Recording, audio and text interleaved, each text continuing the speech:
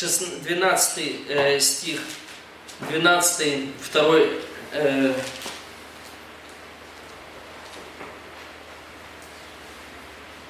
Давайте до этого, 12. Тогда он сказал им: возьмите меня, бросьте меня в море, и море утихнет для вас, ибо я знаю, что ради меня постигла вас эта великая буря.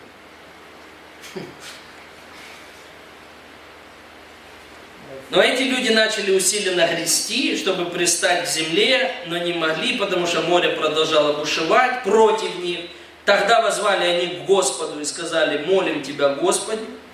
Вот уже благое дело, да? Да не погибнем за душу человека этого, и да не уменишь нам кровь невинную, ибо Ты, Господи, соделал что угодно Тебе. Взяли Иону, бросили его в море, и утихло море от ярости своей. И устрашились эти люди Господа великим страхом, и принесли Господу жертву, и дали обеты. Представляете? То есть они обратились в веру. Они принесли жертву, они принесли обеты благодаря этому случаю. То есть это то, что ради врагов происходит. Наши проблемы ради врагов. Ради того, чтобы Бог прославился в них и через нас прославился для этих людей. А дальше кит. Вот. И 1 стих. «И повелел Господь большому киту поглотить Иону, и был Иона в чреве кита 3 дня и 3 ночи». Именно Господь здесь, говорится, повелел киту поглотить Иону. То есть Бог, понимаете, Он вне всех обстоятельств, больше всего, Он может каждого человека и вообще каждому обстоятельству Он может приказывать. То есть Он приказывает, чему быть или чему не быть. Понимаете, друзья? И мы видим, что происходит покаяние, помолился Иона Господу Богу своему из чрева кита, и сказал Господь, опять Господь говорит киту, не к Ионе, а киту говорит, и он изверг Иону на сушу. Слепые глаза открылись и так далее. То есть вот то, что происходит, еще одно место, 3 глава. «И было слово Господне к Ионе вторично: встань, иди в Ниневию, город великий, проповедуй в ней, что я повелел тебе. И встал Иона и пошел в Ниневию по слову Господню». Вот, дальше отменяется приговор, дальше тоже происходит теологическая борьба Ионы, потому что он сталкивается с великим, потрясающим милосердием Божьим, опять парадокс, вот, который он не ожидает. Дальше многое другое, то есть Бог ему разъясняет, что ты хочешь сказать, что я погублю народ, который не может отличить одну руку от другой, да? Вот, я не такой. Я милосердный, я долготерпеливый, я благой Бог. То есть Бог во всех этих вещах проявляет свой характер, свое сердце о настоящем. И все в нашей жизни бурлит, сопротивляется, но Бог усмиряет наш этот огонь, тушит этот пожар внутри нашего сердца до тех пор, пока мы не начинаем думать в унисон с Ним, вот, в отношении Его, и не смиряемся действительно под крепкую руку Божью, и не говорим: Господи, я капитулирую, вот, Ты прав, Ты правее, и дальше, и дальше, и дальше. Но о чем сегодня мысль была? Я хочу, чтобы вы это сохранили и в этом году поняли. Прислушайтесь к тем перемещениям, которые Бог определил для вас. О призвании. Подумайте про то слово, которое Бог говорит лично к вам персонально в отношении вас, служения вашей семьи, чего-либо, вашего призвания. Вот. Не сопротивляйтесь тому, что происходит в вашей жизни. Будьте уверены, Господь вас выведет, хотел сказать, на чистую воду. Господь вас выведет из определенных обстоятельств и сложностей. Господь сделает все нужное для вашего или переселения, или переосмысления. Вот. будьте готовы, будьте гибкими к тому, что Бог меняет вашу теологию, вашу ментальность. Вот. Не сопротивляйтесь тому, что Бог хочет изменить ваши вещи, потому что иногда мы стереотипно мыслим, понимаете? И эти стереотипы, которые уже засели глубоко в нашем сердце, они создают нам такую помеху, барьер, препятствие к познанию Бога и вообще к реализации того, что Он хочет от нас видеть.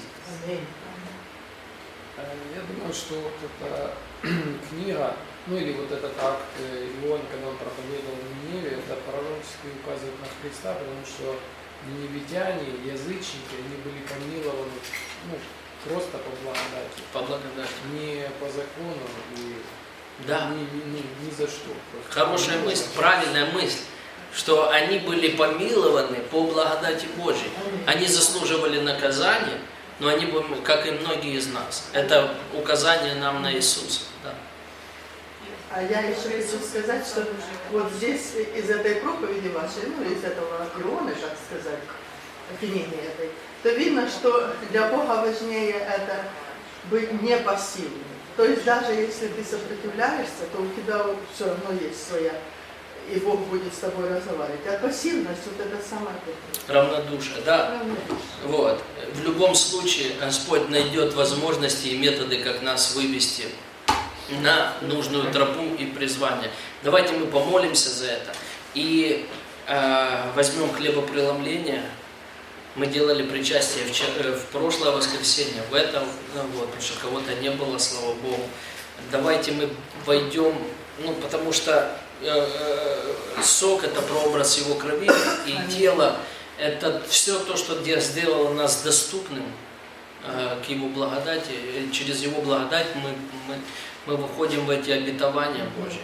И мы помилованы, и Его послушанием оправданы, искуплены, и защищены, и слава Господу на то, что Он действительно держит нас в руке Своей. Поэтому, Господь, мы славим Тебя. Прости, если мы бежали от Твоего лица, от призвания, Господи, от Твоей славы в бесславие. Прости, что уходили или уклонялись от Твоих объятий или от того, что Ты говоришь нам делать. Господь, я прошу Тебя сверхъестественным образом, введи нас в новое, введи нас в Твое Слово, то, которое Ты повелел нам исполнять или уповать на Него. Господь, помоги нам быть достаточно смиренными, сокрушенными для того, чтобы, Господь, Твоя воля исполнилась через нас.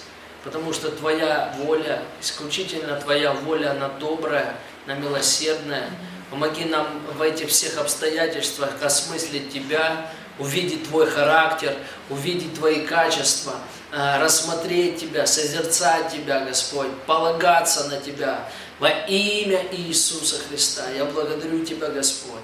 И мы благодарим Тебя за кровь Твою, мы благодарим Тебя за тело Твое, Господь, благодаря которому мы осветились, оправдались, Господь, и Ты нас одел в свои одежды, в белые одежды. И мы предстоим перед Тобой сегодня в белых одеждах не потому, что мы заслужили, не потому, что мы такие хорошие, а потому, что Ты сделал нас святыми.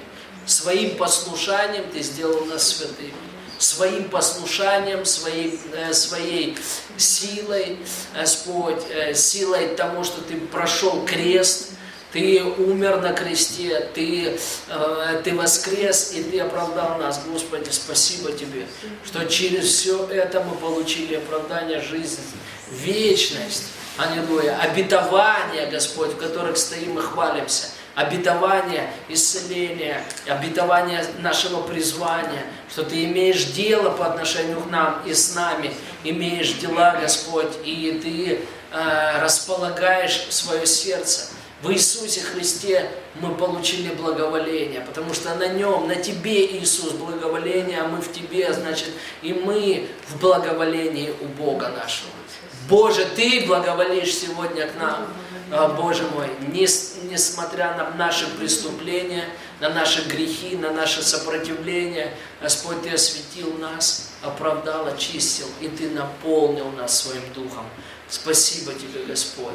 Боже мой, пускай светит свет Твой во всякой тьме, во имя Иисуса. И благодарим Тебя за все, Господь, во имя Иисуса.